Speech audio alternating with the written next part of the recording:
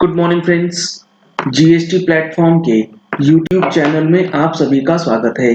जी हाँ फ्रेंड्स, 1 अप्रैल 2021 से form 3CD के अंदर जो नया क्लॉज 44 इंसर्ट होने वाला है, एप्लीकेबल होने वाला है, जिसके अंदर आपको जीएसटी से रिलेटेड जो एक्सपेंसेस आपने किए हैं या फिर आपने जीएसटी से रिलेटेड ना भी किया हो, फिर भी आपको जो डिटेल्स डालनी है उसके अंदर कुछ चीजों को लेकर के कंफ्यूजन आ रहा है। यहां पर आप देख पा रहे हैं जो टेबल नंबर 44 है, जिसमें breakup of total expenditure of the entities registered और नॉट रजिस्टर्ड अंडर जीएसटी। सबसे पहला सवाल तो यही पूछा जा रहा है कि लेट सपोज एक बंदा है ए, जो कि जीएसटी के अंदर रजिस्टर्ड नहीं है, तो क्या उसे क्लॉज 44 के अंदर एंट्री करनी होगी? आपको एंट्रीज जो है वो बिल्कुल करनी होगी। अगर आप अनरजिस्टर्ड हैं जीएसटी में, लेकिन आपने कुछ ऐसा परचेज किया है जिसके ऊपर जीएसटी लग के आया है, क्या मतलब हुआ? लेट सपोज आप एक शॉपकीपर हैं और आप हैं अनरजिस्टर्ड डीलर, आप हैं यूआरडी, लेकिन आपने किसी रजिस्टर्ड पर्सन से जो है परचेज किया है गुड्स और आपका होता है टैक्स ऑडिट, तो आपको जो है ये वाला टेबल भरना होगा। अगर आपके ऊपर टैक्स ऑडिट एप्लीकेबल है और आप फॉर्म 3CD भरते हैं, किस तरीके से वो देखिए। एंटिटीज रजिस्टर्ड अगर हैं तो आपके पास डेटा अवेलेबल होगा, नॉट रजिस्टर्ड हैं फिर भी आपको डेटा जो है वो अवेलेबल करना पड़ेगा 31 मार्च 2021 से पहले।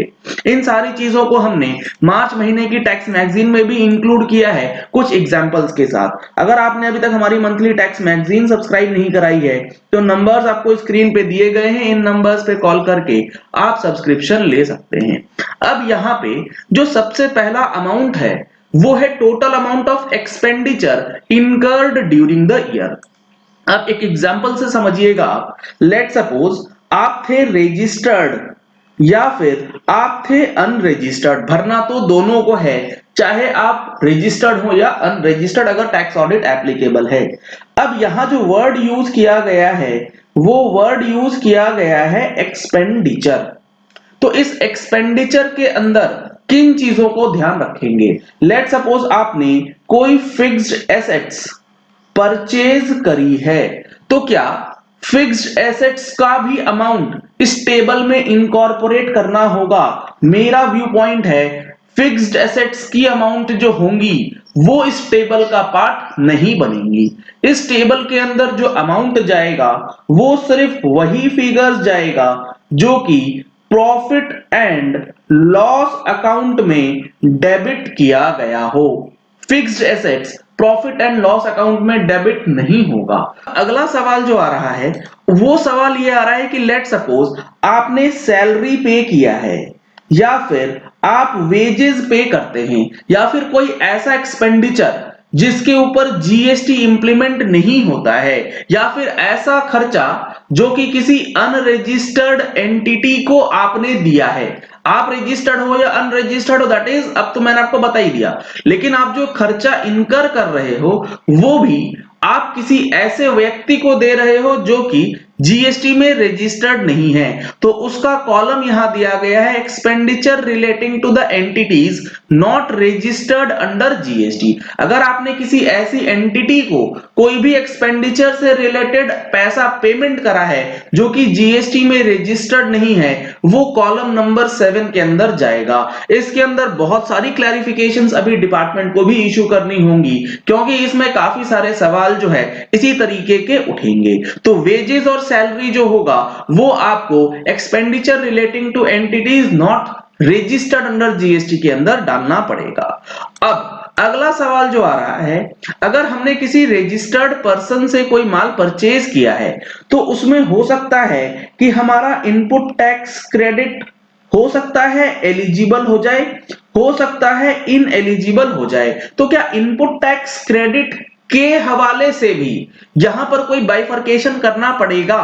तो आप अगर पढ़ेंगे तो यहां बताया गया है अगर आपने किसी रजिस्टर्ड पर्सन से कोई माल या परचेज किया है जो कि एग्जेम्प्टेड है जीएसटी में, उसका कॉलम आपको 3 में दिया गया है। अगर आपने किसी रजिस्टर्ड पर्सन से माल परचेज किया है लेकिन वो कॉम्पोजिशन परचेज है, यानी कि वो डीलर कॉम्पोजिशन में है, तो वो आपको कॉलम नंबर 4 में डालना है। अब यहां पर जो 5 नंबर कॉलम है relating to other registered entities, other registered entities में जो आपने माल परचेज किया होगा जिसके ऊपर या तो आपने इनपुट टैक्स क्रेडिट क्लेम किया होगा क्योंकि आप एलिजिबल थे, या फिर आपने इनपुट टैक्स क्रेडिट क्लेम नहीं किया होगा क्योंकि वो इनएलिजिबल क्रेडिट था। हो सकता है कई केसेस में आपने प्रॉफिट एंड लॉस अकाउंट में कुछ ऐसे खर्चे डेबिट किए हो जिसके ऊपर इनपुट टैक्स क्रेडिट इनएलिजिबल है, जैसे कि फूड्स एंड बेवरेजेस। तो क्या वो फिगर यहां पर नहीं जाएगा? बिल्कुल जाएगा। इनपुट टैक्स क्रेडिट एलिजिबल है या नहीं है उसका कोई मैटर नहीं है। आपको कॉलम नंबर 5 में वो खर्चे जो कि आपने किए हैं किसी भी रजिस्टर्ड एंटिटीज के थ्रू, आपने बिल लिया है, वो बंदा रजिस्टर्ड है, आप भी रजिस्टर्ड हो, आपको कॉलम नंबर 5 में डालना पड़ेगा। और जो पेमेंट आपने इस पर्टिकुलर 5 वाले कॉलम के अगेंस्ट किया होगा वो आपको कॉलम नंबर 6 में डालना होगा। तो ये कुछ चीजें हैं जो कि आपको table number 44 of form 3CD, जिसके के अंदर जीएसटी से रिलेटेड एक्सपेंडिचर की डिटेल्स मांगी गई है, वो आप तैयार कर लेना है 31 मार्च 2021 से पहले। 28 फरवरी से पहले आपको जीएसटीआर 99C की फाइलिंग जो है वो कंप्लीट कर लेनी है। अगर आपने जीएसटीआर 99C की फाइलिंग अभी तक नहीं करी है या आपको समझ नहीं आ रहा है तो आप उसके लिए हमारा जीएसटीआर 99C का फाइलिंग कोर्स जो है, जो कि आपको लाइव जीएसटी पोर्टल पे बताया गया है, वो परचेज कर सकते हैं। डिटेल्स के लिए नंबर्स स्क्रीन पे दिए गए हैं, इन नंबर्स पे कॉल करके आप जानकारी ले सकते हैं।